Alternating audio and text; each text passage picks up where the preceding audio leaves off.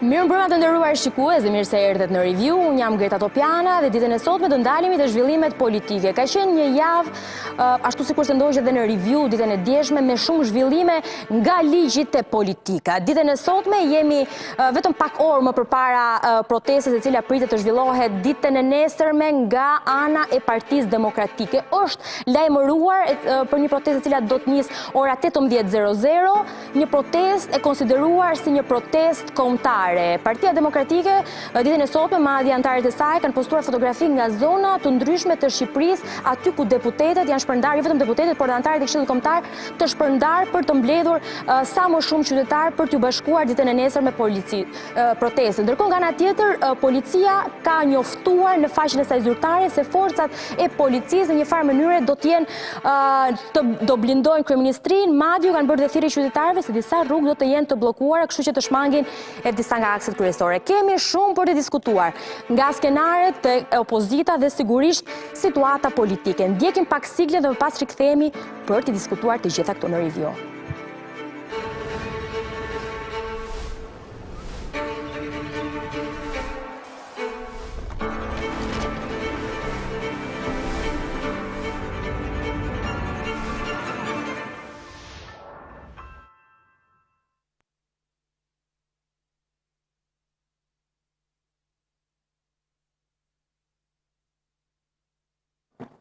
Ndërkohë, ashtu sikur se u njoftova, ka patur shumë reagime të ndryshme dhe në rrjetet sociale nga deputetët dhe aleatët e Partisë Demokratike, të cilët kanë bërë thirrje qytetarëve për t'u bashkuar në protestë. Po lexoj njërin prej tyre shkurtimisht derisa të kemi në lidhje të drejtë për drejtë edhe Iliriana Kuçanën, e cila është anëtare e Këshillit Kombëtar të Partisë Demokratike, e cila ndodhet në Shkozet, e cila do na tregoj pak më shumë për mënyrën se si kanë vendosur të organizohen ditën e sotme për protestën kombëtare të Partisë Demokratike. Ndërkohë, zoti Mediu shkrua në rrjetin social Facebook, në mbledhjen e kryesisë, kryetari i Partisë Republikane, pra ai thotë që është momenti dhe koha e duhur që jo vetëm Partia Demokratike, por Partia Republikane dhe e gjitha opozita pa dallim dhe çdo qytetar të jetë prezent aty për të luftuar, për ndryshuar realitetin dominuar nga krimi, korrupsioni, por edhe papërgjegjshmëria. Ndërkohë dhe regjia më ndihmoi për ta patur edhe postimin e tij në rrjetet social Facebook edhe në LED. Raporti i OSBE-ODIR, thot zoti Mediu në postimin e tij, ka denoncuar se zgjedhja ishte një farsë ku shteti Partia Socialiste u bë një duke vjedhur paratë e taksa paguesve për bler vota dhe faljen gjobave dhe bonusin për pensionistët në shkëmbim të votës. Ndërkohë, do kemi mundësi sapo regjia të më njoftojë që të kemi në lidhje të drejtë për drejtë Iliriana Kuçanën, regjia më ndihmoni pak. A kemi në lidhje të drejtë për drejtë? Ndërkohë, përpara se Iliriana të jetë në lidhje së bashku me ne, dua t'ju prezantoj të ftuarit me cilin do të ndalemi për të diskutuar të gjitha situatat politike të kësaj jave dhe sigurisht atë çfarë pritet ditën e nesërme. Unë po ulem dhe po pres atëherë që të kemi një komunikim të drejtë për drejtë me vet Iliriane, e cila do na bashkohet nga Shkozeti. Kënaqësi të kem në studio kolegun tim gazetar Flavio Qari, Syri TV. Flavio, si gjithmonë kënaqësi. Faleminderit. Rigels Xhemollari, aktivist qendresa qytetare. Rigels, përshëndetje, kënaqësi. Faleminderit. Poli Hoxha, përshëndetje, kolegu im gazetar Alfa Press. Faleminderit shumë, kënaqësi. Dhe Rezarta Çaushaj, politologe, e cila po na bashkohet me vrat me sa shumë në studio, po të presim që të ta jap përshëndetjen në studio. Ulu Rezarta dhe faleminderit që na bashkohet. Besoj trafiku gjithmonë problem. Faleminderit që na je bashkuar. Ndërkohë kemi shumë gjëra për të diskutuar, pritet ditën e nesërme protesta ashtu sikur se njoftova. Ndërkohë më jepni pak reagimin e drejtorisë vendore të policisë. Ta kem pas me në mënyrë që ta komentojmë. Flavio, çfarë pret nga opozita, Partia Demokratike dhe aleatët e saj ditën e nesërme? Pres që dalin në shesh, sigurisht tani më shumë se kurrë kanë arsye për të dalë në shesh, pres që të tejkalojnë edhe komplekset që mund t'ju burojnë nga helmatisja sistematike e opinionit publik në këtë vend, pres që të mos kena asnjë lloj kompleksi, pres që edhe fërkimet e brendshme që mund të kenë me njëri tjetrin, qoftë edhe në traditën e Partisë Demokratike, nesër të kenë një ditë për t'i lënë me njan, pres që të tregojnë inteligjent në këtë rast dhe të kuptojnë rëndësinë historike të momentit që po kalojmë dhe faktin që duhet të tejkalojnë vetveten edhe si Parti Demokratike. Pres mbi të gjitha që të kenë mësuar diçka në këto javët e fundit, sigurisht pres që edhe faktori diplomatik, madje jam i bindur për këtë, fatmirësisht nuk ka bërë nga ato njoftimet kujdes mos kaloni nga bulevardit, që do të thotë një tjetër arsye më shumë për të tensionuar. Presim mbi të gjitha që të ketë njerëz që të kalojnë gjithashtu përkatësinë e Partisë Demokratike ditën e nesërme. Pres që të jenë konsekuent me faktin që thanë se nuk do të jetë një shëtitje. Unë mendoj se nuk do të kenë një frikë paradhënie për numrat, por mendoj se i vetmi angazhim që duhet të kenë është se i takon përmbajtjes asaj që do të bëjnë nesër. Sigurisht ka pasur një filetim të nervit opozitar nëpërmjet disa protestave që ka pasur gjatë kësaj fundjave dhe nuk mendoj se është shfryr ai nerv, mbi të gjitha kur mendon se çfarë lloj pasurie astronomike, të pamendueshme, të pa imagjinuar ndonjëherë kanë akumuluar eksponentët e qeverisë dhe më kap ankthi kur mendoj që akoma nuk dim asgjë konkrete për pasurinë e vërtetë e Edi Ramës, kur dim se çfarë lloj pasurish kanë ca fundrrina, po jo, ushtar është etiketimi respektuar. Këta nuk janë ushtar, këta janë. Jo, thash në kuptimin e pasurisë që kur ka kaq shumë ushtari sa ka komandant. E kuptoj, po nuk dua të bëj sot ka aq shumë vend për të bërë piskëdo sa nuk duhet që padashe të ketë asnjë stërkal tek askush që ka dhënë qoftë edhe një kontribut vogël. Ne ndodhemi para dy situatave që janë të padëgjuara në historinë e shtetit shqiptar, ndoshta në historinë e kombit shqiptar. Ndodhemi para grabitjes sistemike më të madhe dhe më të padëgjuar të gjitha kohërave sa rrezikojmë parametra makro dhe mikroekonomik dhe nuk ka qenë asnjëherë një lloj vjedhje që mund të arrijë në këto nivele, përjashto sigurisht komunizmin që ka zakonin të çojë për lesh çdo ekonomi që implementohet, jo vetëm tonën. Megjithatë jemi gjithashtu edhe para një tjetër fakti dramatik, sidomos pas deklaratës së sotme të kryeministrit që me lehtësinë e papërballueshme të qenies i lejoi vetes të drejtën për të zgjedhur nëse mundet apo jo të marrë në vlerësim mandatin e Belinda Ballukut, kam përshtypjen se ne jemi në një kryqëzim ku majtas është humnera për popullin ton dhe djathtas jo në kuptimin politik të fjalës, po në kuptimin metaforik të kryqëzimit, ndodhet një shpëtim nga i cili do të duam kohë të rekuperojmë, por do të mund të rekuperojmë. Ka gjëra që mund të rekuperojmë shumë shpejt, siç janë parat, nëpërmjet sekuestrimit, nëpërmjet rigjenerimit të ekonomisë, bëhen parat fatmirësisht, edhe sikur këta t'i kenë ngrënë, edhe pse Belinda duket që ka mbajtur dietë, po ka pakësuar të ngrënën, por ka shtuar asetet. Megjithatë, dëmi që është bërë në arsim, në kulturë të përgjithshme që duket kështu si një term i parëndësishëm, po nuk kemi asnjë incentiv dhe Xhmollari e di po aq mirë këtë, nuk kemi më asnjë incentiv për të rinj tan pse dreqin duhet të shkojnë në shkollë dhe të mos vriten, mos të vrasin, mos shesin në njëri tjetrin.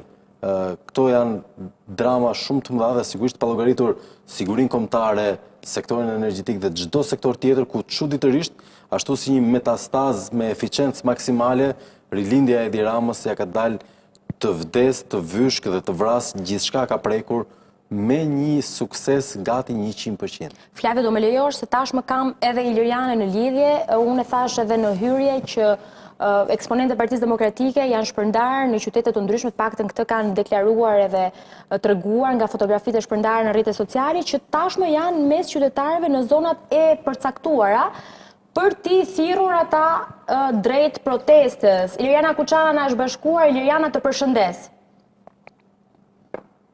Dhe panelit. Të përshëndesim, ndërkohë.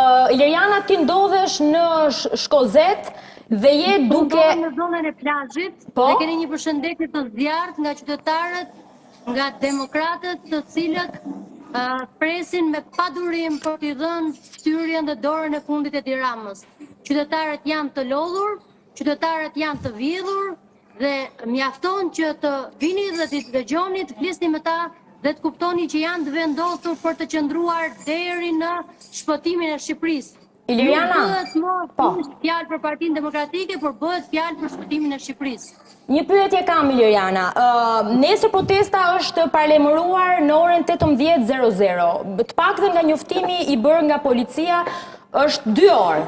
Pra, ora 6 pasdite deri në orën 8 pasdite. Protesta do të zjas përtej njoftimit që vjen nga drejtoria e policisë, që besoj është e lidhur edhe me lejen që është marrë nga Partia Demokratike, dhe cilat si është organizuar, si do jetë organizuar protesta e ditës së nesërme?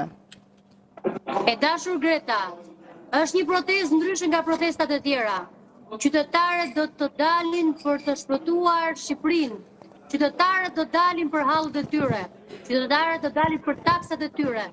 Në një vend të vjedhur, ku duhet të themi që zëvendës kryeministrja ndan parat me telefon, ku Akshi, ku Paçanaku i Edi Ramës merret peng, biznesmeni dhe parat e Akshit shkojnë për familjen e Edi Ramës, qytetarët nuk kanë më as orar, nuk kanë as datë, as orë, qytetarët do dalin të protestojnë përpara kryeministrisë. Vendi të cilit janë vjedhur, vendi i cili duhet të themi që paratë e shqiptarëve tashmë duhet ja kërkojnë pikërisht Edi Ramës. Dhe Edi Rama nuk ka rrugë tjetër veç se të japi dorëheqje të shkojmë në qeveri tranzitore për ta shpëtuar Shqipërinë nga mega korrupsioni, nga narkoqeveria, ku duhet të themi që qytetarët të takime që unë kam pasur sot së bashku me deputetin Igli Cara, kemi qenë në zonat ku kemi bërë fushat dhe jemi caktuar për hir të së vërtetës, unë shikoj një frymë të jashtëzakonshme, shikoj qytetarë të cilët janë gati për të qëndruar me ditë, me javë, derisa Edi Rama të japë dorëheqje. Iliriana, ndërkohë, më the që qytetarët janë gatshëm për të protestuar në terren, po nuk më përgjigje pak mënyrën se si është menduar organizimi i tyre. Qytetarët duan të qëndrojnë në një protestë, pra më të gjatë se sa 2 orë, apo do shkojnë, do bëjnë një lloj marshimi, një protestë, do paraqesin kërkesat e tyre dhe më pas do kthehen mbrapsht. Si është menduar organizimi? Më ndaj disa detaje teknike përpara se të përshëndes. Po. Kjo protestë do të jetë protestë ndryshe nga protestat e tjera. Kjo është një protestë për të kthyer shpresën qytetarëve shqiptarëve. Ata që vendosin do të jenë qytetarët. Ata që vendosin do të jenë shqiptarët. Mënyra se sa do vazhdojmë dhe si do vazhdojë kjo protestë është vetëm në dorë dhe të kërkesës të qytetarëve. Ne jemi aty për ata dhe do të jemi për ata deri në rrëzimin e Edi Ramës, deri në kthimin e shpresës. Pra, do menaxhohet nga vetë qytetarët. Mirë, do kemi mundësi që ta ndjekim dhe ditën e nesërme. Iliriana, të përshëndes shumë. Ju përshëndes shumë dhe një përshëndetje për zemërt edhe për ju, por gjithashtu edhe nga demokratët që ndodhemi me ta. Faleminderit, faleminderit. Ndërkohë, Rigels, Iliriana bëri një parashtrim të situatës, të angazhimit, të gjithë situatës në fjalë. Si duket opozita në situatën që është, sa i përket edhe protestës, por edhe angazhimit e saj të aksionit opozitar? Ka dhe ngjarje, domethënë, të cilat nuk mund t'ja nashkalojmë. Dhe ngjarja e sotme, për shembull, që kryeministri doli krah korrupsionit dhe sulmoi drejtsinë në një farë mënyre, dhe e futi spakun mes 2 zjarreve tashmë, mes 2 zjarreve politike, duhet të jetë një moment që opozita duhet ta përkthejë në favorin e saj, për mendimin tim. Dhe nuk e di se sa do ta ketë guximin nesër, ndoshta zoti Berisha apo ata të cilët do artikulojnë nesër, që të qëndrojnë në krah të spakut. Opozitë ndjes për ndërhyrjen. Opozitë është edhe Shqipëria bëhet. Partia Demokratike atë. Jo, doja të thoja edhe zoti Lapaj është duke bërë protestën e tij ndërkohë. Po nuk e gjitën konsensusin sërish që të bëhen bashkë, ose nuk e di se çfarë do ndodhë me që zoti Lapaj është përballë kryeministrisë. Tani kam kritika edhe për zotin Lapaj apo ata të cilët janë. A do ketë ndoshta një përbashkim ditën e nesërme? Po për çfarë të bashkohen? Domethënë, se unë e kam dëgjuar këtë të bashkohet Lapaj, Qori, ku diun Kshea, PD-ja tërë që të rrëzojnë Ramën, Domethënë, kjo është artikuluar shumë në kohët e fundit. Çfarë është një parti politike? Një parti politike është një grupim njerëzish të cilët kanë një vizion për vendin. Dhe unë shikoj të 4 këta që kanë vizione të ndryshme për vendin, që kanë oferta të ndryshme, ose s'kanë fare oferta, se të kishin oferta, hajde se, ose deri diku kanë. Dhe unë shikoj që në qoftë se zonjës Kuçana mund të heqin fjalën Rama nga fjalori i saj, atëherë do e ketë shumë të vështirë që të artikulojë qytetarëve një arsye për të dalë në shesh. Dhe kjo sigurisht që nuk më bën sens të bashkimi i aktorëve politik. Por nëse do kthehemi pastaj tek partia dhe tek ajo që partikuloja në fillim. Ka një mundësi shumë të mirë PD-ja, se meqense s'po e them opozita, që nesër të dalë krah SPAK-ut. Nuk e di se sa zoti Berisha do ta bëj këtë gjë. Pra të dalë dhe të mbështes SPAK-un, sepse po e bën sigurisht teknikisht tek Këshilli i Mandateve me zotin Bardhi, i cili ka shprehur që ka premtuar në fakt që TAN do bëjë një kërkesë për ta rimbledhur Këshillin e Mandateve, por politikisht ende nuk e kemi parë. Se unë mendoj që një nga arsyet që ka dëmtuar Partinë Demokratike është edhe betejë me SPAK-un. Pse e them këtë? Se të gjitha sondazhet që ne kemi parë edhe nga aktorë ndërkombëtar, 75% të shqiptarëve besojnë tek SPAK-u dhe te drejtësia e re. Atëherë kur ata i besojnë SPAK-u dhe drejtësisë së re, dhe kur ti e quan organizat kriminale dhe më pas të sulmon dhe i bën protesta para zyrës, sigurisht që merr një kosto elektorale dhe këtë e pam në zgjedhje. Të kundërtën bëri Rama. Ja arrestoi Veliajn dhe nuk e sulmoi SPAK-un, tha është fëmia im, unë e kam mbështetur. Çfarë bëri pas zgjedhjeve? Pra mori votat dhe tha tashmë këta duan të fusin thonjë dhe të gërojnë buxhetin e shtetit që të rritim rrogat e tyre. Ndërkohë unë ja vetëm një statistikë që SPAK-u në 3 vite ka sekuestruar dhe konfiskuar 300 milion euro të pasurisë të krimit organizuar dhe të korrupsionit politik.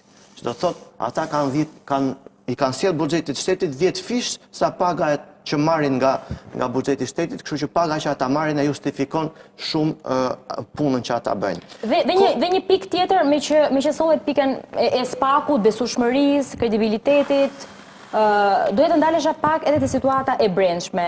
Pak më përpara Flavio tek ato pritshmëritë e tij e ceku edhe për pjesën e duhet të tekalojnë vetën. Zotin Saliani, Ali Po, me që e nisa pak. Nuk e di zotin Ali Mehmeti, por më shumë zotin Saliani. Unë mendoj që zotin Saliani ka qenë katalizator shumë i mirë për ta vendosur PD-n në këtë situatë. Jo, prandaj të pyeta, mendoj që kjo do të jetë një protestë përbashkuese dhe ndoshta edhe nxitja e zotit Saliani. E tillë mund të ketë bërë dhe njerëz të reagojnë, në qoftë në mënyrën që njerëzit duhet të reagojnë, sidoqoftë. Protesta është një ngjarje që ndodh, zgjat 2 orë apo mund të zgjasë edhe 3 orë. Zonja Kuçana tha mund të zgjasë edhe si protesta e tij, mund të vendosë dhe zoti Berisha Karrikën, është një ngjarje e cila mund të përbashkoj jo vetëm ata të PD-s brenda, po siç e tha dhe Flavio, mund të përfshi edhe qytetarë të tjerë të cilët nuk janë antarë të PD-s. Por ajo që po ndodh me zotin Saliani, për mendimin tim është një ndër arsyet pse PD-ja mund të ketë përsëri kosto, se dikush që flet apo mendon ndryshe në PD nuk mund të përjashtohet. Pra nuk mundet që të dëmtohet apo nuk mund të si thua të fyet apo të përjashtohet nga pozicioni i tij i kryetarit. Jo, më shumë e kisha tendencën e qytetarëve. Pra në një farë mënyrë mendon që do nxjisë më shumë qytetarë. Po tani përderisa ata po harxojnë energji dhe kanë shkuar në qarqe të ndryshme, sigurisht që unë mendoj që do ketë më shumë demokrat. Po se sa qytetar do të ketë, ne nuk e dim se po flasim para faktum, pra s'po flasim, s'po analizojmë post factum dhe një protest të realizuar. Çfarë kemi parë? Kemi parë foltoren. Foltoria ka lepër dëshiruar dhe ka kritika për foltoren se sa është numri qytetarëve apo çfarë artikulohet. Po foltoria në thelb nuk ka të njëjtën peshë të një proteste, ka një lloj shërbimi pak më ndryshe se sa protestë, kështu që edhe foltoria nuk pritet të ketë një numër të jashtëzakonshëm qytetarësh. Tani unë po them që çfarë diferencë mund të bëj Berisha nesër, zoti Berisha mund të thotë që jemi pro SPAK. Mund të thotë që jemi bashkë, do me thënë, do i lem një garë të hapur brenda partisë. Do të mund të thotë që ata që dolën të parët në primare që nuk u respektuan, do t'ju vjepet vendit tyre në parti. Pra ka të gjitha problemet apo kostot që ka marrë PD-ja gjatë rrugës, mund të ketë një mundësi që t'i korektoj. Në qoftë se nuk korekton këto, atëherë sigurisht që do të ketë ndoshta dhe zoti Rama fatin e zotit Berisha me deklaratën që bëri sot. Kur 75% thonë i besojmë SPAK-ut, asaj që po bën me zonjën Balluku, asaj që po bën me bandat dhe me krimin organizuar, atëherë ti s'mund të dalësh kundër asaj që qytetarët mbrojnë. Politikisht, se pastaj. Po, për të rritur një lloj kredibiliteti thua dhe një lloj qëndrueshmërie edhe tek qytetarët. Rezarta, si është këtë protestë kombëtare, e cila vjen pas foltoreve, me që e solli dhe Rigelsi në vëmendje, por është një protestë e cila pritet të aktivizojë qytetarët nga gjitha qytetet e Shqipërisë për të bashkuar. Dhe aleatët e Partisë Demokratike. Parimisht, kur ke një protest që vjen mbas sulmit fundit të kryeministrit që sulmoi SPAK-un dhe sistemin e drejtësisë dhe praktikisht mori në mbrojtje pikërisht ato banda të cilat ne kemi financuar me buxhetin e shtetit, pra ajo që ka ndodhur me dosjen e Akshit, është kjo që më në fund ne kemi tashmë prova dhe jemi të përligjur në gjitha ato indicie që kemi dhënë si gazetar, edhe si shoqëri civile, që krimi organizuar ka intimiduar konkurrencën, ka rrëmbyer jo vetëm është grabitja sistemike këtu, po ne financojmë krimin e organizuar dhe mbi të gjitha kemi prekur të gjithë infrastrukturën digjitale që është garancia për sigurinë tonë kombëtare, sepse ne jetojmë në një epokë digjitale praktikisht. Dhe të dhënat që ata kanë patur në dispozicion për të kryer aktivitetet e tyre dhe që ndoshta ende i disponojnë, domethënë, dhe kjo është ajo që kryeministri praktikisht mori në mbrojtje përveç zëvendës kryeministres që mori në mbrojtje sepse e ka edhe pjesë të qeverisë dhe pjesë të partisë dhe gjithë përgjegjësisë vetë politike dhe ndoshta aty ka edhe një farë kuptimi ta mbroj sepse i kanë vajtur te oborri vetë edhe është përmendur edhe vetë emri Ramës aty. Rasti me PD? Në atë dosje. Kështu që nga kjo pikpamje është e kuptueshme që të ketë thirrje për protesta dhe unë i mbështes. Por, në qoftë se ti do dalësh dhe do thuash, nesër do rrëzoj Edi Ramën, se unë kam dëgjuar shumë slogane, për shembull dje isha me zotin Xhelal Mziu, edhe ai tha që ne do bëjmë gravurie. Gravurie, po, dëgjova nga ai. Pastaj përgëzoi SPAK-un, po do vemi edhe në gravurie. Okej. Ishte një nga skenar. Që unë e përgëzoj sepse unë personalisht një nga ato personat që gjithmonë jam për përshkallëzim të protestave. Por e kam lafin, kam parë dhe kam dëgjuar skenaret ndryshme. Dhe nga eksperienca ime e protestave, ky nuk është një mesazh i mirë. Duhet jetë, ata që e udhëheqin protestën duhet të dinë se çfarë do bëjnë. Sepse ata që i presin të shkojnë në protest, presin të dinë se çfarë do bëjnë, pra presin të udhëhiqen. Edhe kjo nuk më jep shumë shpresa. Përveç faktit që ka patur... E ke fjalën të mungesa organizimi, të slogani, të mungesa e objektivit, të qëllimi i transmetuar. Ti do shkosh nesër në protest? Unë kam qenë në protesta, nesër nuk do të shkoj, sepse unë e kam si qëllim personal që do të bashkojmë vetëm protestave politike të partive që unë besoj se kanë integritet dhe unë nuk besoj që Partia Demokratike pas 2019-ës unë personalisht nuk kam qenë asnjë protest të Partisë Demokratike. Po, ndërkohë është partia më e madhe opozitare, Rezarta. Le të jetë partia më e madhe opozitare. Çështja është që Partia Demokratike nuk ka integritet, nuk ka ide të reja, nuk mund të vi këtu gjithmonë me kartën që shikon ne konstatojmë që Edi Rama është i korruptuar, ja SPAK-u e ka hetuar e ka nxjerr të gjithë këto prova. SPAK-u apo SKAP-i pastaj e ndryshon pak pozicionin e vet nga dita në ditë, kur hetohen eksponentët e qeverisë është SPAK-u, kur hetohen ato të opozitës pastaj është SKAP-i dhe ky është një problem shumë madhor që ka opozita raporti me drejtësinë. Dhe jam dakord me Regelsin që pas sqaruar këtë raport, po edhe pas sqaruar se çfarë do ndodh me të ardhmen e vet, unë nuk me është tepër t'i kërkojnë qytetarëve që t'i bashkohen, për çfarë vizioni do t'i bashkohen. Domethënë do zvendësojmë këtë qeveri. Si? Çfarë qeverie do kemi nesër? Kemi një qeveri që është e mbi pushtetshme. Si do ta ndryshoj këtë kur të vinë pushtet? Do kaloj ligjet, çfarë ligjesh? Do t'i zvoglojmë kësaj qeverisë pushtetin? Me çfarë ligjesh? Pse nuk janë këto artikulimet e opozitës, po thonë, hajdeni në protest, e keni ju në dorë, e keni ju përgjegjësi, a do vini apo ju, nuk e kam unë përgjegjësi që t'ju sjell këtu dhe t'ju frymëzoj, edhe t'ju bind juve që unë kam integritet dhe do ta marr përsipër. Protesta është përgjegjësi, është diçka që e merr përsipër.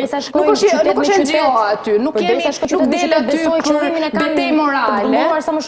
Protesta është po dal edhe unë atje vetëm, është protest. Po nuk është se arrin ndonjë gjë, është një protestë morale të dalë vetëm unë. Po kur del opozita që i ka dërguar tërë deputetët dhe tërë eksponentët e lartë të partisë në çdo qytet që të mbledhin antarësinë dhe të japin një sinjal edhe qytetarëve të tjerë, do të thotë që kemi ca qëllime, po nuk mund dalësh aty dhe thosh, po do ta vendosin qytetarët pastaj se çfarë do bëjnë. Jo, nuk është kështu. Pse? Kjo është të shkarkosh përgjegjësinë që nëse ti nuk mbledh dhe nuk arrin ndonjë gjë konkrete, përveç se të japësh ato fjalimet që mund t'i japësh gjithsesi edhe nga Selia, edhe nga për aq kohë sa kanë parlament. Tani, ti the që pak më parë e ke problemin në Partinë Demokratike se nuk ka ide të reja. Kur thua ide të reja, nuk ka pra elita drejtuese vazhdon të jetë e njëjta, nuk ka demokraci të brendshme, nuk ka rotacion, po i kërkon Edi Rama se po kërkon të bëj rotacion, s'ka bërë rotacion vetë njëherë, kupton? Nuk ka integritet, nuk ka vendosur standarde. I kërkon Belinda Balluku të dorëhiqet, zoti Berisha është nënë e tim, nuk është dorëhequr, kupton? Pra, këto nuk mund t'i kërkosh qytetarit që t'ja nashkaloj. Jemi përtej konstatimeve pas 12 vjetësh, jemi të zgjidhjet. Unë jam përtej konstative. Edi Rama është i korruptuar, e dim. Të më thënë, mëse e dim sot, me tëra të dosje dhe tëra të fakte, ndaj cilave jemi ekspozuar, nuk kemi për ta ditur kur. Po nuk është se po presim një dosje të madhe që në të rëzohet Edi Rama. Jo, ne po presim se si do duket Shqipëria nesër, dhe kush do ta marrë përsi për ta ndërtoj dhe si, ti po thua me qa ligje. Dhe kjo mungon të retorika opozite. Çfarë do lloj proteste i bën mirë? Si? Çfarë do lloj proteste ti? Po mirë, bjem dakord, unë thash që është e vështirë që të argumentosh dhe thuash njerëzve mos dilnin protesta ose do unë do e kisha fjalën çfarë pret, pra sepse çdo protesta apo çdo aksion politik, sepse ky është aksion politik që sigurisht ka qytetarë. Nuk kam asnjë lloj pritshmërie. Në rastin më të mirë, unë kam një shqetësim më të madh që opozita do ta përdor këtë protestë për të negociuar me qeverinë siç bën vazhdimisht dhe rregullisht për kodin elektoral të ardhshëm. Kjo është Polish, më shpres plot se më besim plot ndoshta se Rezarta për aksionin opozitar? Për Partinë Demokratike, për mënyrën se si është organizuar dhe ja ka dalë ndoshta, apo se ja ka dalë sfidave të brendshme drejt tek ato të jashtme?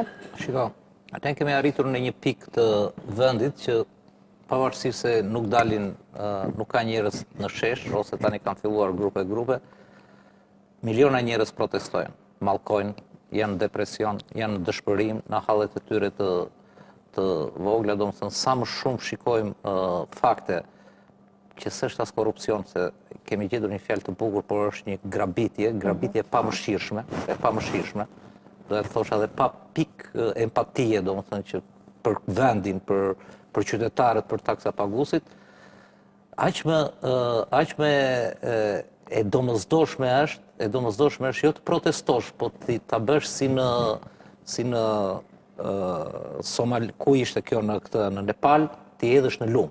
E ke përsysh, ti marrësh edhe ti hedhësh në lumë. Problemi është që këtu nuk bëhet fjalë thjesht për rritje çmimesh më, nuk bëhet fjalë thjesht për bllokim të ekonomisë, nuk bëhet fjalë për një çet ordinere dhe si nivel, po t'ju marrësh historinë, merr historinë e Belinda Balluku. Ka një shprehje në Hollywood që thotë që po të mos ndodh një gjë, po të mos ndodh, nuk do guxojmë, thonë ata skenaristët, as ne ta shkruajmë. Dhe kjo ka ndodhur, sepse po të mos kishte ndodhur dhe po shpaloset, edhe një skenarist, fantazist, nuk do ta shkruante dot se si historinë e kësaj, se si u bë kaq e gjithë pushtetshme, e gjithë pasur, edhe në këtë situatë që jemi. Gjithë historia është që këtu nuk bëhet më fjalë për emra, nuk bëhet më fjalë thjesht për Edi Ramën, Sali Berishën përballë, Ilir Metën, Belinda Balluku. Këtu bëhet fjalë për një sistem, për sisteme të vogla që kanë ndërtuar një sistem të madh. Dhe këtij sistemi, po ti fusësh çdo lloj gogle brenda, hiqe Edi Ramën, futi këtë duash, Elisa Spiropalin, futi tjetrin, kështu do vazhdoj. Sistemi. Ti mendon që rotacioni në kupolën drejtuese nuk do sjellë ndryshim?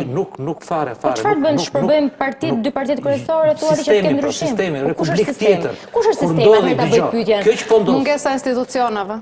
Po që nga vota, ja ta them ja kush është sistemi. Sistemi fillon njëherë te partitë. Sistemi i demokratik fillon njëherë te partitë. Kemi kishin parti të vogla që e promuan veten e tyre. Po të voglat janë njësoj, pra të voglat janë të vogla. Në radhë të parë të voglat e përmbajnë janë shkrimin brenda. Janë të ndryshme dhe janë të kapacitetin. Janë të ndryshme vetëm sepse thonë si jemi provuar, se s'kan qenë në pushtet. Ky është ndryshimi deri tani, sepse këta janë kryetarët, çfarë do që ndodh, fitojnë zgjedhje, futet, ju vin njerëz, kryetarët te këta, po filloj me të voglat. Po. Të mëdhat fare nuk bën përgjegjësi, nuk blidhet, e ke parasysh vetë Edi Rama dhe bën mbledhje me partinë, një mbledhje që e bën dhe ju thot do vëmë një kod etik thot për partinë. Po dhe kod etik thot për nepotizmin, budallëqe që kështu edhe si të flasin. Po çka kod etik i do vësh ti që vetëm të shikosh që skandale de facto, se ta garantoj unë si një gazetar që kam shumë informacion në këto fusha, s'ka dal fare asgjë nga dosja Balluku. Dhe aty te dosja Balluku, nëse kanë dalë 10 faqe Përgjime në të faqe, po t'i mbledhësh, dalin me fjalë rrugësh. Dhe ai flet për kod etik. Çështja këtu është që përveç gjithë tyre që ka arsye, dhe unë i ftoj njerëzit që të dalin nesër.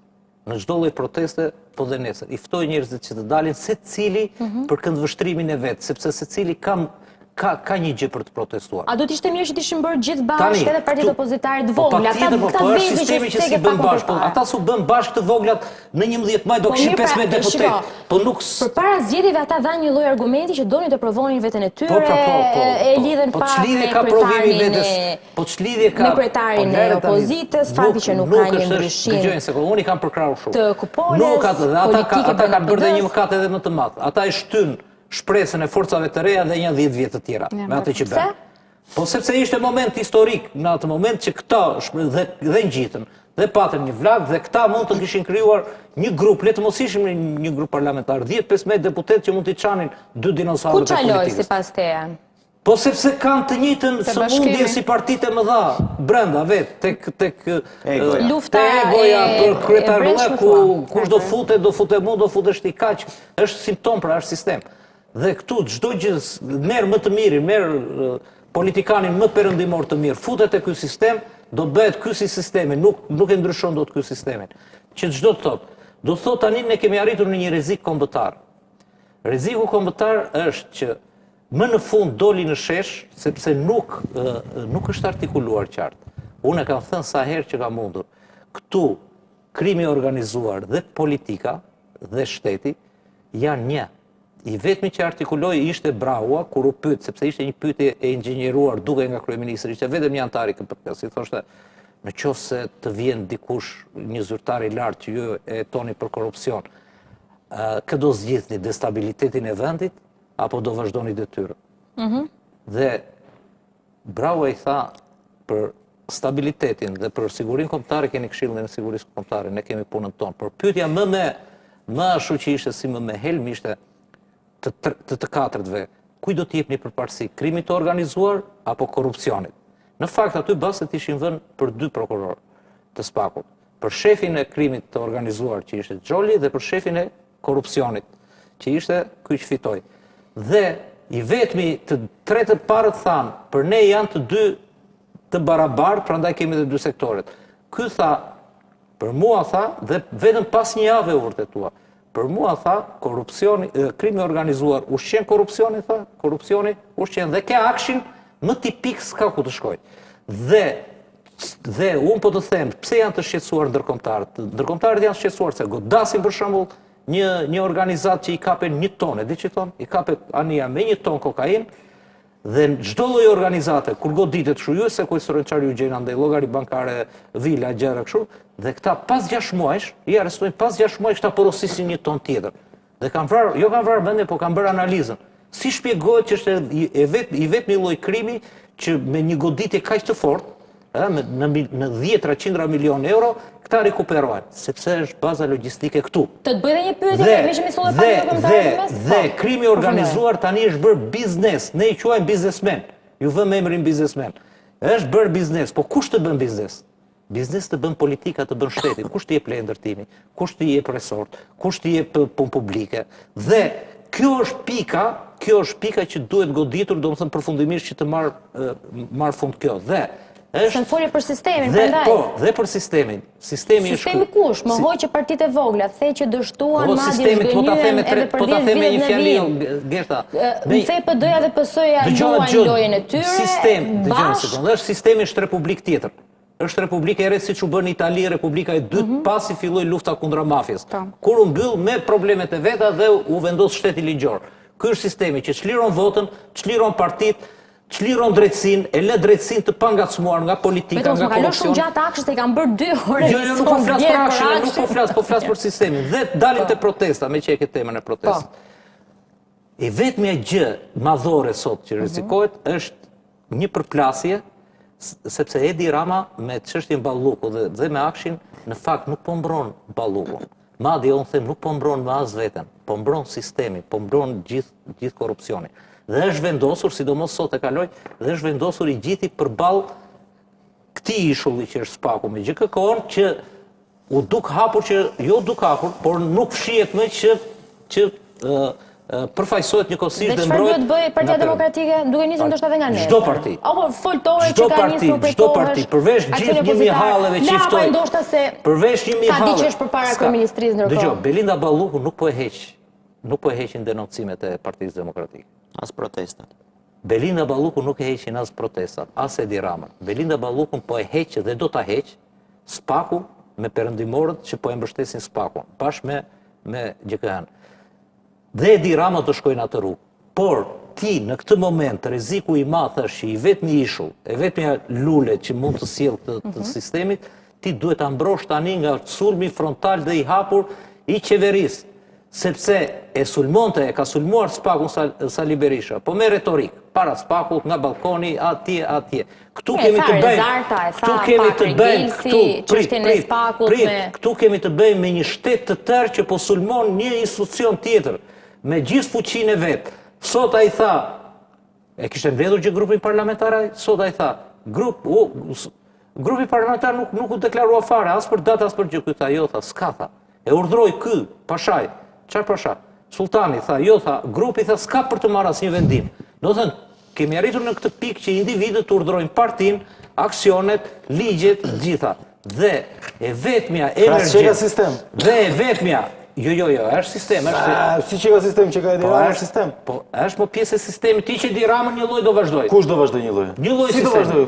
Një lloj do vazhdoj, ta them. Po pse s'ka qenë një lloj para Edi Ramës? Një lloj ka qenë 35 vjet, Flavio, të lutem tani. Me ulim, një lloj ka qenë 35 vjet. Mbaroj se do replikoj. Se Flavio në fakt, se ti the dy gjëra që bien dhe pak në kontradikt, edhe me të drejtë pyet se the. Partitë e vogla nuk bëjnë dot rotacion. Po këta jo, ky jo, ai jo, po Rama nuk është Rama tamam për sistemin. Nëse Berisha po si do ta bësh rotacionin ti me 83 vota? Jo, më dëgjoj pak. Nëse the Berisha, nëse largohet Berisha vjen njëri prapë të njëjtën gjë do bëj si Berisha. Po. Nëse ikën Rama dhe vjen dikush tjetër prapë do jetë e keqe. Pra, në një farë mënyrë duket si një lloj cikël i mbyllur që e keqja çfarë do që të ndodh, protest ose jo, apo të reagojë ose të reagojë. Prandaj kemi të njëjtat rezultate zgjedhjesh të njëjtat dhe ta mbaroj. Dhe opozita ai ka dhe dalin prapë tek Rëgelci. Të dal në protest, në foltore, në Jo, duhet të dalë të mbroj, duhet të dalë të mbroj ata të cilët po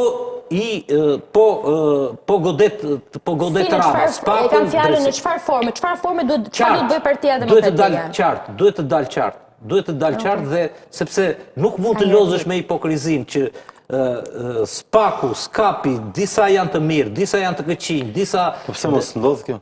Nuk ndodh as kjo. Jo, cila ndodh? Kjo që ca të jenë të mirë, ca të jenë të këqinj, nuk ndodh. E ka probleme me sistemin, duket po sistemi, kush është sistemi? Okej, se ju dëgjova tani të treve, besoj dhe lejoni me mirësjellje pika tuaja të përbashkëta ti grupoj edhe për efekt argumenti. Dëgjova ca artikulime që me thënë drejtën janë goxha deprimuese për ata që po na ndjekin nga shtëpia dhe besoj edhe jashtë vullnetit koordinuar është pak, le të themi, jo negative, po gati mpirëse për opinionin publik ajo që po dëgjojmë. Mbi të gjitha, këto përpjekjet e Polit, jo si të qëllimshme, s'po e konsideroj përpjekje në aspektin e të qëllimit, po ky etiketimi sistemi, politika, jo nuk ka sistem dhe nuk ka politik. Politika është një gjë, rendi jonë shoqëror aktualisht ka rënë totalisht.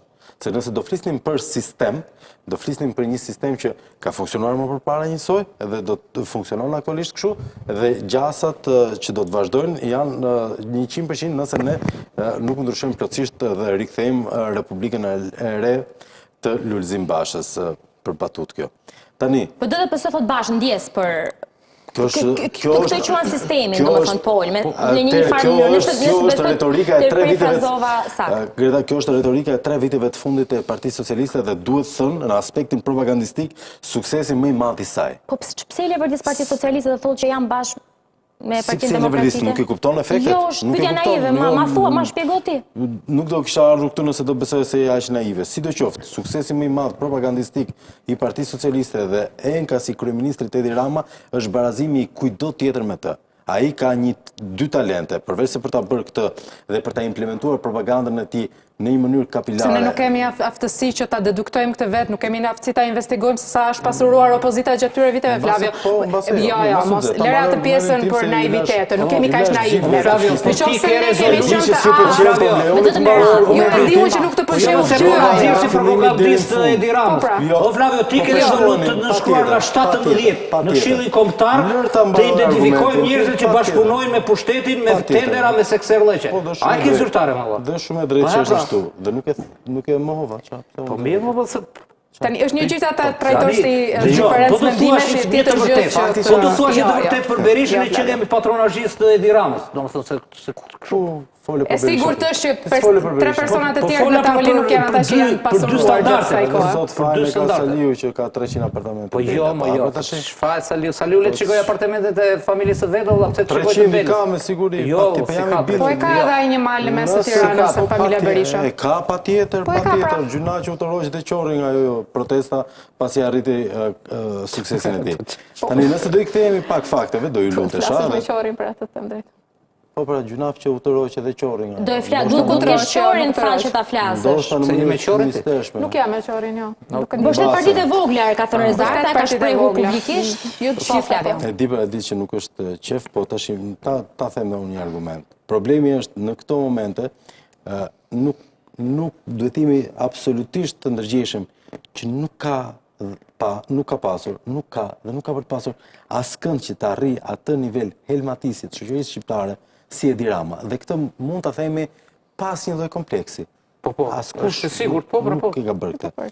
E dyta, në këto momente, çfarë shërbimi i bëjmë ne shoqërisë nëse marrim, po e lëm Sali Berishën, po të indulgjoj dhe po të them ka gjithë gjunafet e veta dhe gjithë mëkatet që ti do t'i atribuosh atij. Po këta të rinj të tjerë, a kanë këta?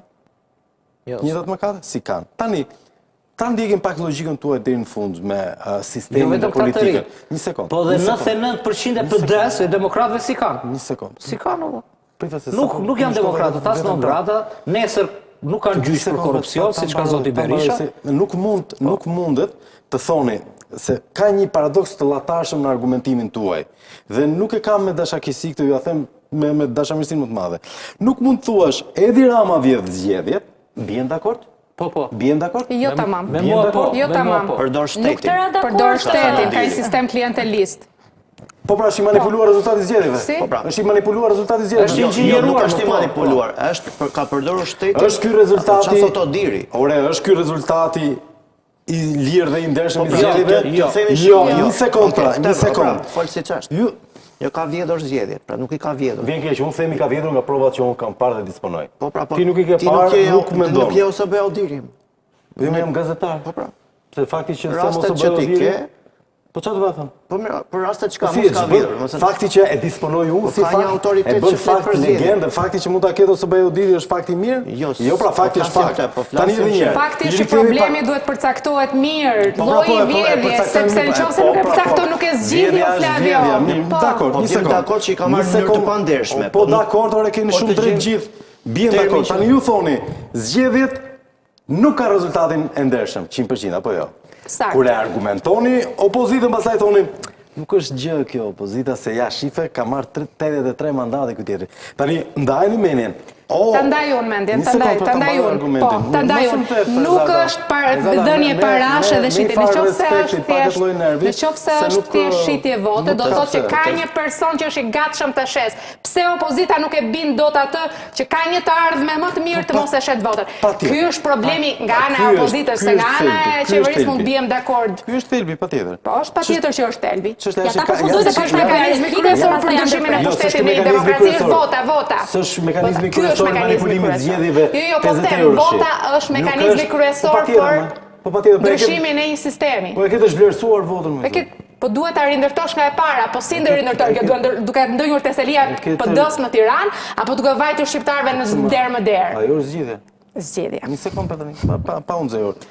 Pa unë zëror, po. Pa insinuata, pa. Më mirë sa analizë, po vëm. Dakor, po pa insinuata, pa. Nuk i ndërhyra as kujt dhe kuptoj që s'ju pëlqen kur dikush ka një opinion ndryshe nga juaj. Tani drejt që e morëm lejeni ta them deri fund. Pra argumentimi juaj në raport me zgjedhjet bie. E dyta, opozita ka pasur ka pasur një sukses shumë të madh, sepse do ishte absolutisht e djegur me rezultatin e 83 mandateve, nëse nuk do kishte arritur të provonte para opinionit ndërkombëtar në radhë parë, që ishte pike e vetë kryesore e dobët, dhe më pas para shqiptarëve, pavarësisht se sa është helmatisur opinioni publik edhe nga mrizi i zarave, duke cituar Blet Kokën këtu, për manipulimin e zgjedhjeve, dhe ne krejt papritur kemi arritur në një fazë post-spektaklit, shoqërisë së post-spektaklit, ku bijem gjithë me këtë konsensus lehtësisht të pranuar. Më i vjetë zgjedhjet, qa të keqe ka, i ka vjetë zgjedhjet dhe punë e madhe. Ja, edhe kjo është njësoj. Po mirë, pëse si voti këtë tjetërit zgjedhjet? Nuk e vidhë ka pra zgjedhjet gjithë, nuk ja dilë kanë gjithë të arrin këtë rezultat spektakular, ku që kanë gjithë hajdut dhe Edi Rama është më i shkafti nga hajdutëm, nuk funksionon kështu. Do më lesh për një replik me që je këtu? Apo... Jo me edhe do ikim. Shiko, Flavio, ti e di që ikjet live bëjnë klikime se për pak huar unë tani. Më Flavio s'ka pse ikjet, se Flavio nuk është as antari PD-s, as... Absolutisht, edhe prokuroria thashtë të punën e klikimeve. Sot dhe t'ishte dikush nga PD-s. Jo, di qa do e të thoje, Rezara të bëjnë një pyetje pak më përpara. Unë jam antari ashtë Jo, Flavio, po që ti provokoj njerëzit në argumentin e tyre, që ta rimendojnë direkt aty. Ja, me që Rezara të bëjnë një pyetje. Duaj që ta rimendosh direkt aty. Provova poshtë argumentin dhe ti vazhdove të tani që provova me argumentin. Dua që direkt ta... Çfarë bën pse që ti bindë kjo ishte? E dashur, ta argumentova, ta provova ku që donte argumentimi dhe arsyetimi juaj. Edhe unë ta provova se ku që doni joti, sepse duke përdor termin ombrell, shitje, ti nuk po e sheh problemin se që duke mos e par problemin, ti nuk e... Unë pres si opozita të jap zgjidhje o zotri. Ti po më thua mua, shiko ky është problemi, po unë e di problemin. Ti po i thua një qytetari që po të shikon. Edi Rama ka 10 vota, ai qytetari atje ka marrë një vit punë, edhe është i lumtur dhe thotë që thotë ky. Si e bind thua ti? Pra si e bind ti që e ardhmja që ti premton duke votuar të është me mirë, se ajo po të shes.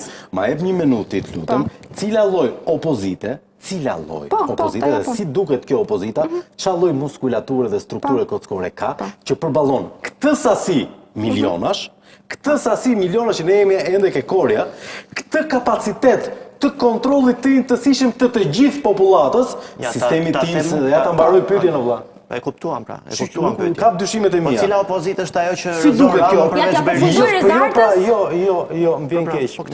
Po ju si vjen këtë Flavio se hyri dhe rigjet se tani. Unë që keni anatomi tash. Pyetje më s'ka bëj fare me Berishën, unë kuptoj që kush është obsesioni juaj, po unë pyet si qytetari i këtij vendi, si një kryefamiliar i këtij vendi, si njëri që punon në këtë vend. Pyetja ime është, cila lloj opozita? Me që kemi kaq qef, nuk bën Berisha. U kënaqet gjithë. Nuk bën. Tani më thoni. Të ta japun përgjigje. Të lutem ta argumentoj, ta sqaroj pyetjen. Ka shumë të thepë. Dakor, pra, më lër ta çoj një pyetje deri në fund. Unë nuk e di pse unë s'kam vesin të ndërhyj askujt, nuk e di pse më qellon mua ta kenë vesin gjithë te unë. Tani, cila lloj opozite, me çfarë lloj strukture dhe arketipi përballon këto miliona, këtë nivel kapilar të kontrollit të popullsisë, këtë përzierje të vërtetuar pothuajse në çdo qark të madh të krimit të organizuar, cila lloj opozite përballon pothuajse 5000 zyra ilegale nga ato të patronazhimit, si ajo që kapi Ambrozia Meta me Erion Braçën atje. Si duket kjo opozita? Ma përshkruani, jam kurioz, dalim ta votojmë. Dhe nëse protestojmë, do dalim i pari. Çfarë duhet bëjë opozita? Duhet të tërhiqet ja përshkruaj se ky mesazh. Duhet ta kuptojmë çfarë ndodh me terrenin. Se nuk mund bëjmë, pse s'po bën opozita kështu, pse s'po bën opozita. Si duket kjo që i përballon këto gjëra? Pa ajo është alternativa, pra opozita shihet si alternativa, nëse opozita do që të vinë në pushtet, duhet që sigurisht të jetë alternativë. Patjetër që duhet të jetë alternativë.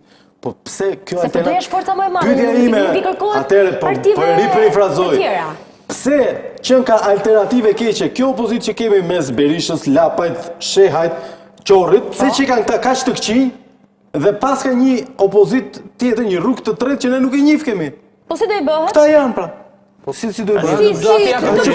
Ajo që po bëjnë, ajo që po bëjnë. Sa më përket mua kjo qeveri po shkon e gjitha në burg, e gjitha, dhe mua nuk më intereson, jo po e them me nerva sepse e di qa është ajo që mua ti sa po the diçka, jo unë e di ku e keni halli, jo Flavio, unë nuk kam asnjë lloj halli. Jo, mu kam shumë halë. Kjo është insinuata, nuk kam as i lloj halli se do më rrëzohet qeveria. Unë ku ta gjej që të rrëzohet qeveria. Por unë nuk jam njëri që po bëj një muhabet kafe këtu. Ne jemi profesionistë këtu edhe e dim që ka edhe regjime që kanë hedhur një regjim të keq dhe kanë mbajtur një regjim edhe më të keq. Tani. Kjo është frika jote. Patjetër që është frika ime. Pse nuk është frika ime?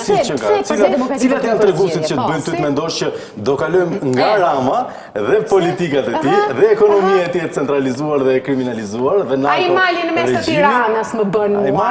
Ato marrëveshjet që bën opozita me qeverinë që kur është puna te kodi zgjedhor direkt i bashkojnë votat. Kur është puna te rroga direkt e gjejnë gjuhën dhe nuk e gjejnë gjuhën për interesin qytetar. E di se puna nuk e gjejnë punën kur është për interesin qytetar këta nuk e gjejnë gjuhën. Por kur është për interesin e tyre direkt. Ore se bën sikur i dëgjon argumentet, e provuan pa ulur në tryezë me kundërshtarin dhe për lesh. Jo, ajo ishte një betejë me shumatore zero, nuk e provuat fare, po utroshën. Nuk e provuan. Në 2019 nuk e provuan. Në 2019 me Bashën ishin atëherë më Flavio tani mos bëni sikur nuk keni qenë ndonjëherë me Bashën. Unë në 2019 kritikoja Bashën kur la protestat sepse atë u rënua Partia Demokratike. Dhe tani ju bëni tani sikur jeni ju që e keni kritikuar Bashën. Ne e kemi kritikuar Bashën. Dhe pastaj ju hodhët në trenin e Bashës, tani bëni sikur nuk e keni mbështetur kurrë. Po argumenti ishte tjetër.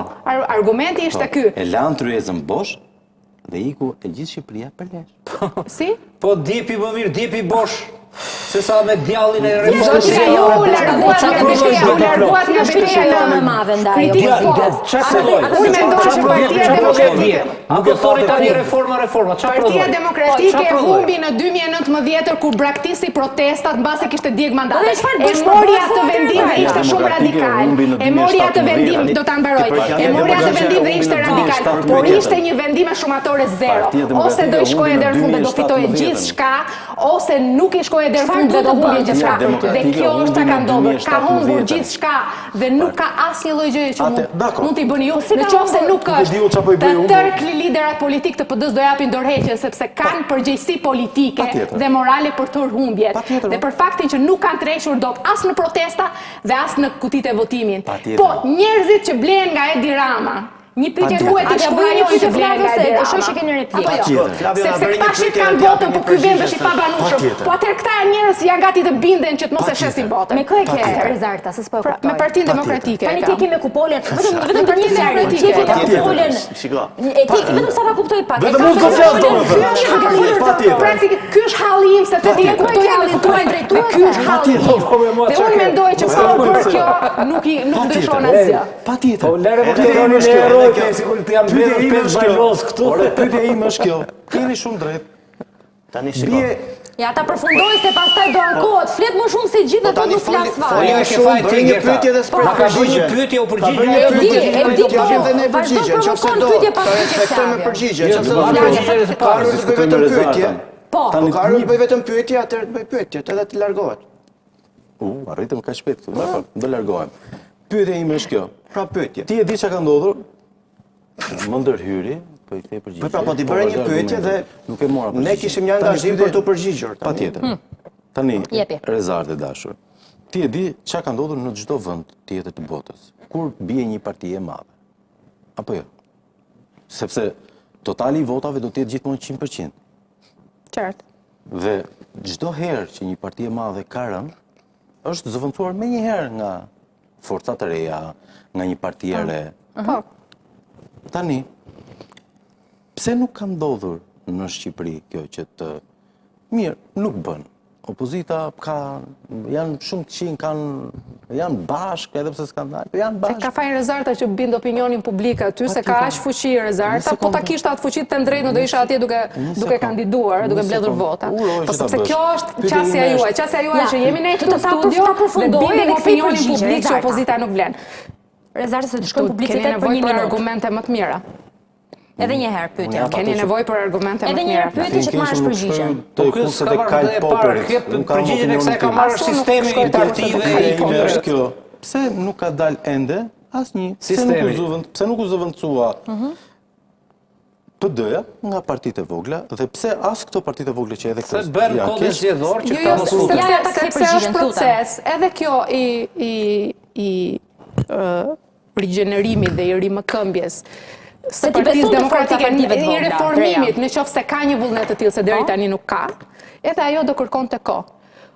Por është zgjidhje për njerëzit që duan ndryshim, nuk duan rotacion, po duan ndryshim, pra duan antitezën e Edi Ramës aty, edhe tër njerëzve të tij. Se ekziston askush në treg që të jetë antitezë me Edi Ramën. Po është Partia Demokratike këtu në mes. Jo, Që ka 50 vota dhe shkon edhe bën pazare me Edi Së Ramën. kishte shkuar mendje që e pengoka PD-ja rotacionin, jo seriozisht. Me vërtet? Era parë që Me vërtet? mu fanit para syve ky Me vërtet? skenar, seriozisht. Me vërtet? E kam seriozisht. A bëjmë pak, Seriozisht. ndërkohë që sa ta sqaroni ju 2 pak sekonda publicitet, e bëjmë kështu edhe rikthehemi për të vazhduar bisedën. 4 minuta sa.